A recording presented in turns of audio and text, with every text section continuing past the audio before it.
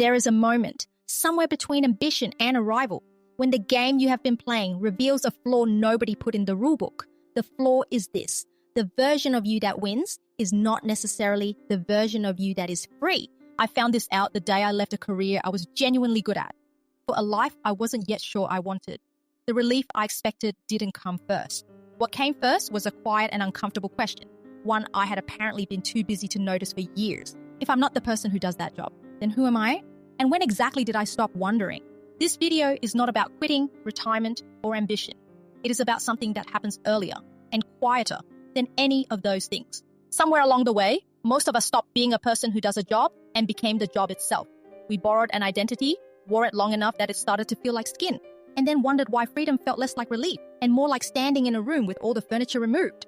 This is the identity trap. We spend our 20s learning the rules of a system, our 30s proving we are good at the game, and by our 40s, we have accumulated enough evidence, awards, titles, income, respect, that the role begins to feel like proof of who we actually are.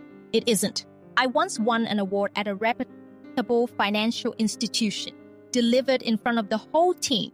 No money, a piece of laminated paper and a plastic trophy that had been passed hand to hand, month to month, from whoever won it last month to whoever won it this month. The entire team privately thought it was moronic. Nobody said so out loud.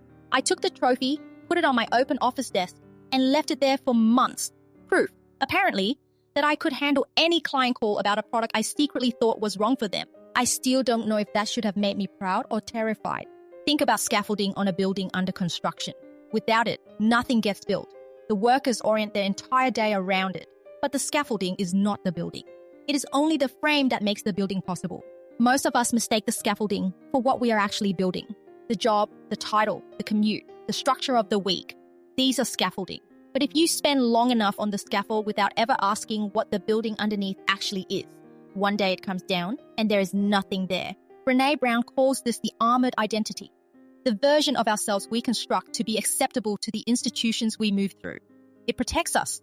It also costs us access to the more uncomfortable question of who we are when no one is evaluating us. The fix is not to leave the job. The fix is to notice, while you are still inside the structure, that the structure is not you. To ask, while the scaffold is still up, what would I be building here if nobody was watching? Building underneath the scaffold is uncomfortable, but it is infinitely less terrifying than waiting for it to come down and discovering there is nothing underneath it. Here is something the system does not have language for. The person who gets everything they wanted and then quietly notices they no longer want it. Not because they are ungrateful, not because they are bored, but because they grew. And the version of them who set the goal no longer exists in any meaningful sense. There is a line I keep coming back to.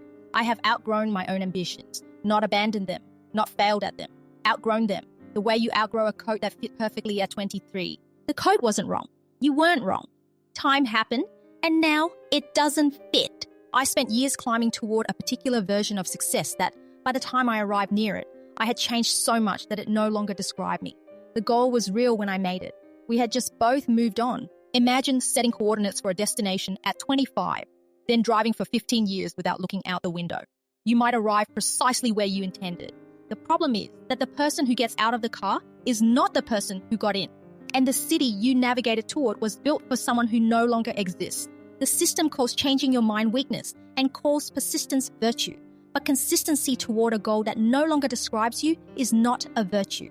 It is loyalty to a ghost.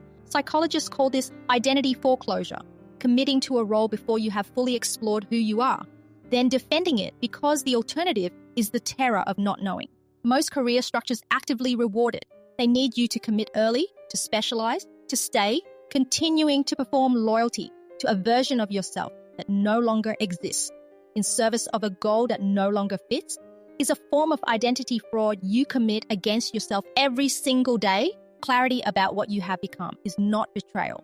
It is the most honest thing you can do with the evidence of your own life. There is a ceiling built into the model most of us are operating under. Not a glass ceiling, not a social barrier, not a question of effort, a biological one. The model is trade time for money. The ceiling is you have a finite amount of time.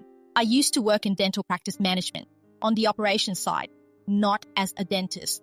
What I noticed very clearly was that the dentists making the most money were also the ones with the most destroyed backs, the earliest retirements, and the quiet exhaustion of people who had sold so much of their biology to the work that there wasn't much biology left to enjoy what it had bought. Most of them were technically working for themselves, contractors who could choose their clients and set their own hours. The freedom looked real on paper, but the dissatisfaction ran deeper than the schedule. Some of them never admitted they didn't want to be there, and I understand why.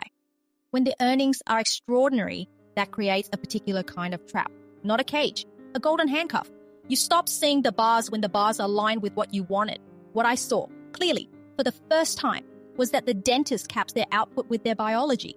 Every dollar requires their hands, their back, their time.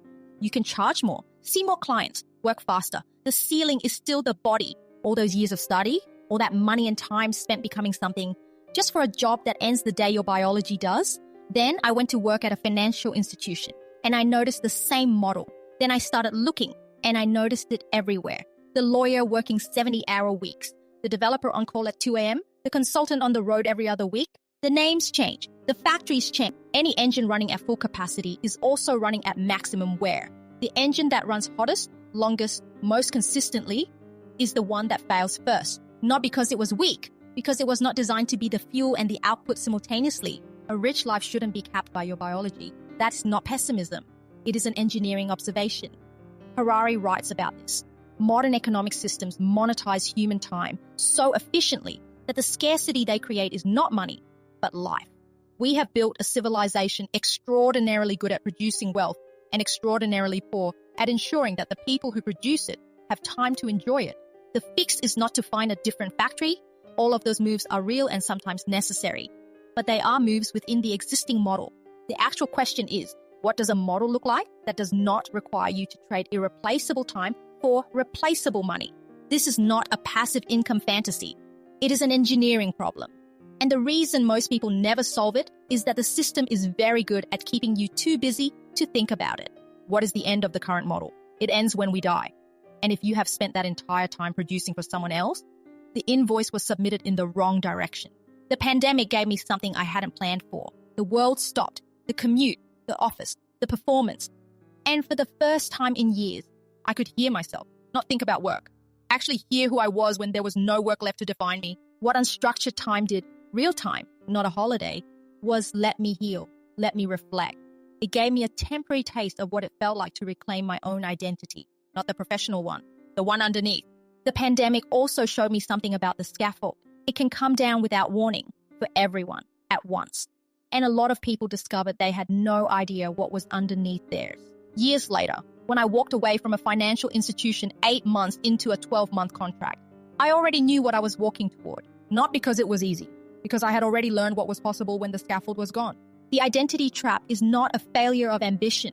It is a failure of attention. We get so focused on performing the role that we forget to notice what the role is costing us. Not in money, not in time exactly, but in the slow erosion of the version of ourselves we were before the role had us. The scaffold comes down eventually for everyone, through a pandemic, through redundancy, illness, or just the quiet accumulation of days when the work no longer means what it once did. You can wait for that, or you can start asking the question now, while the scaffold is still up, and build something underneath it worth standing on.